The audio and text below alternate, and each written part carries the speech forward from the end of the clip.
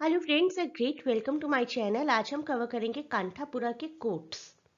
आई know कि at present आप सभी लोग जो भी जेपीएससी के प्रिपरेशन कर रहे हैं अपने प्रीलिम्स में बिजी हैं और मेरे पास काफ़ी कमेंट्स भी आ रहे हैं कि मैम अभी आपके वीडियोस देखने का टाइम नहीं मिल रहा है, लेकिन जैसे ही मेंस का टाइम आएगा आप सभी को ये वीडियोस देखने शुरू करने हैं।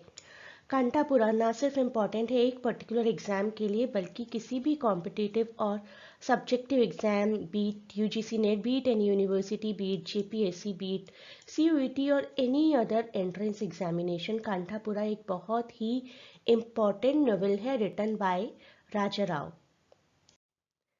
आज हम कांटापुरा के कोट्स का एनालिसिस करेंगे।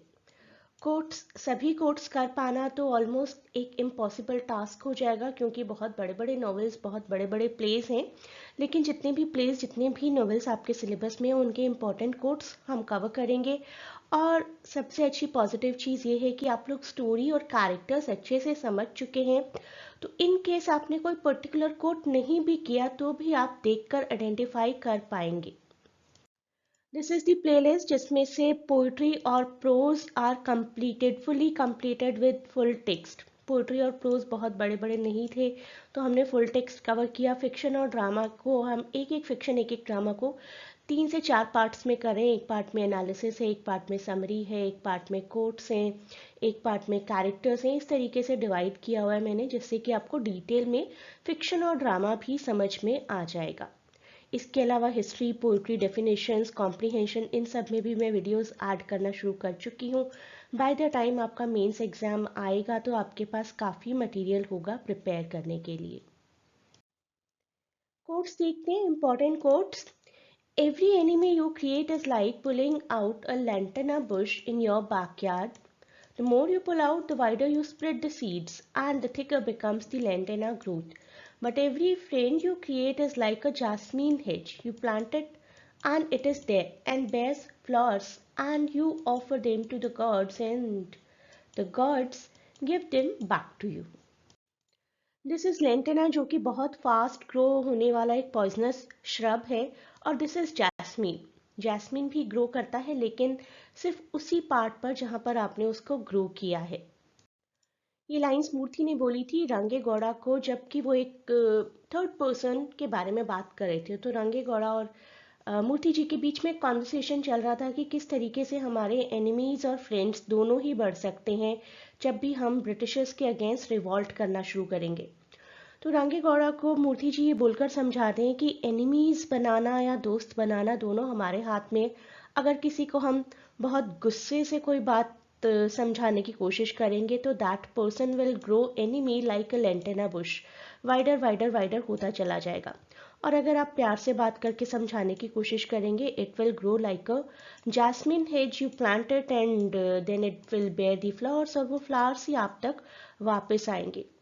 तो पूरे कांठापुरा में किस तरीके की पॉलिटिकल आउटटर्न्स चल रही थी उस वक्त, उसको डिस्कस किया जा रहा था। पॉलिटिकल डिवाइड चल रहा था एक, राइट। महात्मा गांधी के प्रिंसिपल्स को फॉलो करना है या नहीं करना, उनके कंडक्ट को, उनके एक्टिविज्म को फॉलो करना है या नहीं करना।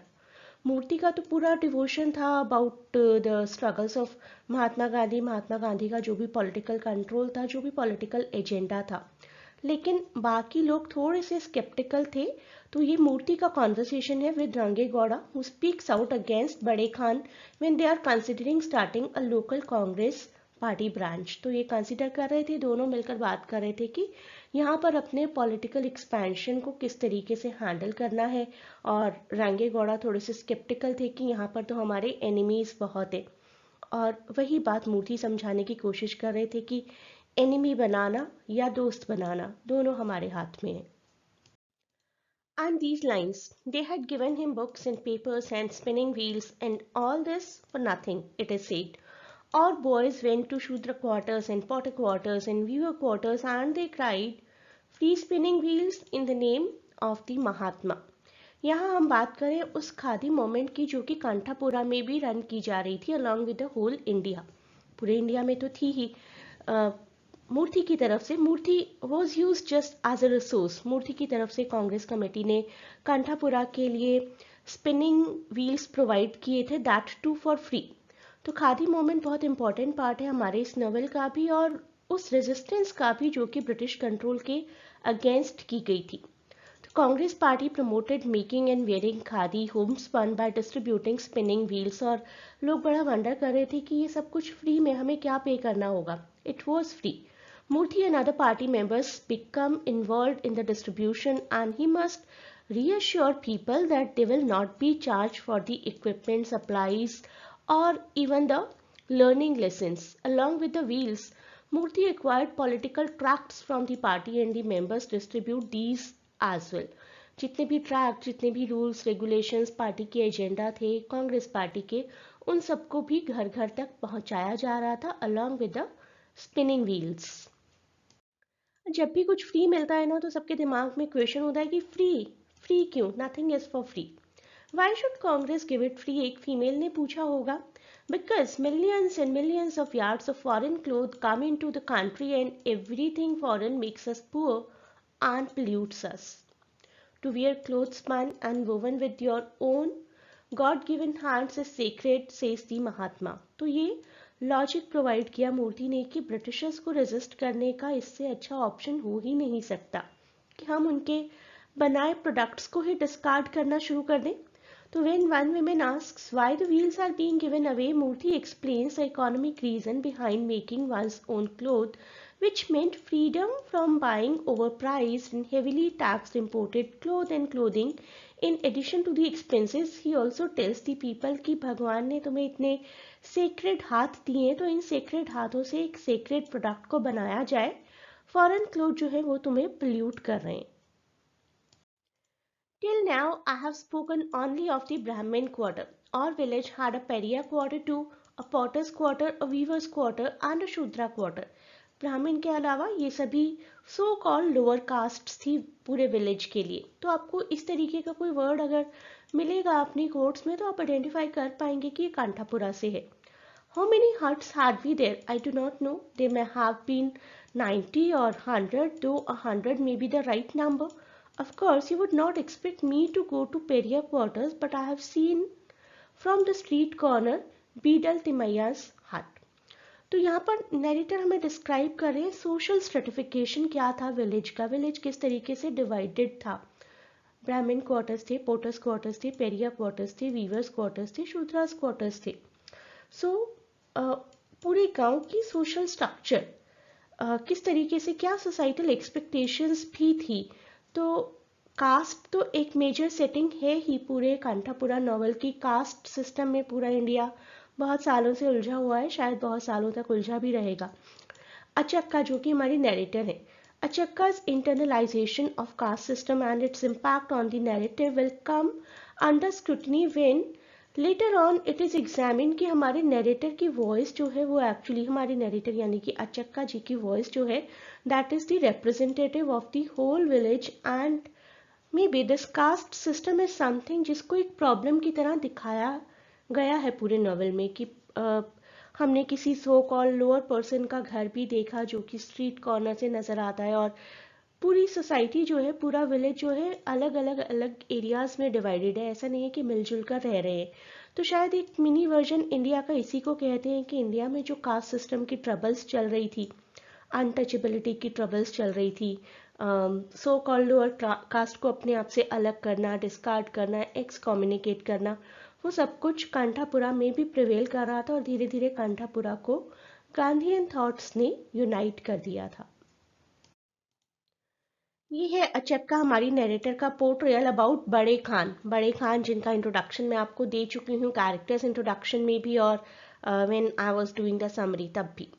Bari Khan does not fit into the existing social structure. Being a Mohammedan, he could stay neither in the Potter Street nor in the Shudra Street, and you do not expect him to live in Brahmin Street because he was a Mohammedan.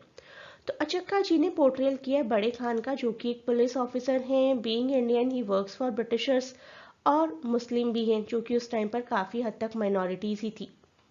So Achakka clearly states that बड़े Khan does not fit into the existing social structure of the village. वो एक Mohammedan है, तो किसी के भी साथ adjust नहीं हो सकते, ना पॉटर्स के साथ, ना शूद्रास के साथ, और ब्राह्मण के साथ तो सोच भी नहीं सकते।